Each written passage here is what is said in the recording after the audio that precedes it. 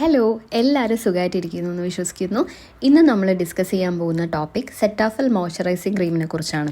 ഇന്നത്തെ കാലത്ത് skin care റൂട്ടീനെ കുറിച്ച് എല്ലാവരും അവെയറാണ്. അതുകൊണ്ട് തന്നെ അവരുടെ സ്കിൻ കെയർ റൂട്ടീനിൽ നല്ലൊരു മോയ്സ്ചറൈസറും സൺസ്ക്രീനും ടോണറും സിറവും എല്ലാവരും ഇൻക്ലൂഡ് ചെയ്യുന്നതാണ്. ഇന്ന് നമ്മൾ പറയാൻ പോകുന്നത് സെറ്റാഫിൽ മോയ്സ്ചറൈസിങ് ക്രീമിനെ കുറിച്ചുള്ള എൻ്റെ ഹോണസ്റ്റ് റിവ്യൂ ആണ്. ഇത് ഞാൻ യൂസ് ചെയ്യാൻ തുടങ്ങിയിട്ട് മോർ ഓവർ 2 to 3 ഇയേഴ്സായി.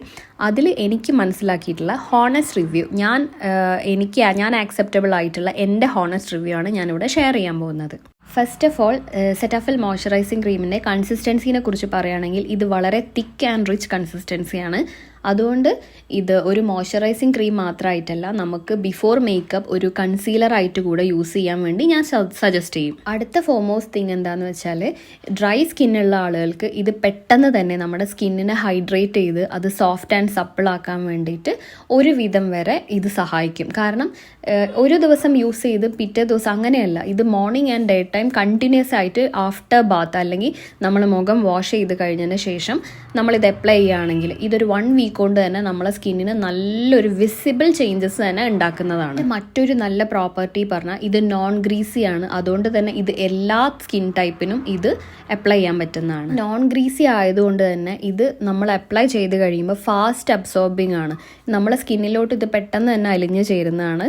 അതുകൊണ്ട് തന്നെ നമുക്ക് ആ സപ്പിൾ ഫീല് നമുക്കത് സെൻസ് ചെയ്യാൻ പറ്റും, നമുക്കത് ഫീൽ ചെയ്യും.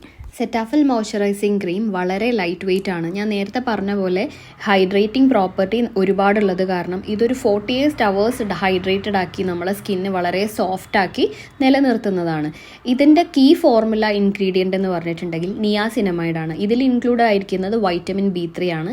പിന്നെ പാന്തനോൾ, അതിൽ ഇൻക്ലൂഡഡ് ആയിരിക്കുന്നത് വൈറ്റമിൻ B5 ആണ്. പിന്നെ ഉള്ളത് നമുക്ക് എല്ലാവർക്കും അറിയാം ഗ്ലിസറിൻ്റെ പ്രോപ്പർട്ടീസ് എന്തൊക്കെയാണ്. സ്കിന്നിനെ സോഫ്റ്റ് ആക്കാനും സ്കിന്നിൻ്റെ ഈവൻ ടോൺ ആക്കാനൊക്കെ ഗ്ലിസറിൻ ഒരു വിധം വരെ ഹെൽപ്പ് ചെയ്യും. അപ്പോൾ ഇതിൽ അടങ്ങിയിരിക്കുന്നത് ഹൈഡ്രേറ്റിംഗ് ഗ്ലിസറിൻ ആണ്. അത് നമ്മുടെ സ്കിന്നിൻ്റെ ഒരുവിധം എല്ലാ ഇഷ്യൂസും തീർക്കുന്നതാണ്. ഞാൻ നേരത്തെ മെൻഷൻ ചെയ്ത പോലെ ഇത് നമ്മളെ സ്കിന്നിൻ്റെ നാച്ചുറൽ മോയ്സ്ചറൈസർ കംപ്ലീറ്റ് ആയിട്ട് റീസ്റ്റോർ ചെയ്യും. അത് നമുക്ക് വിസിബിളായിട്ട് ഒരു 1 വീക്ക് ടൈം പീരീഡിൽ നമുക്കത് കാണാൻ സാധിക്കും.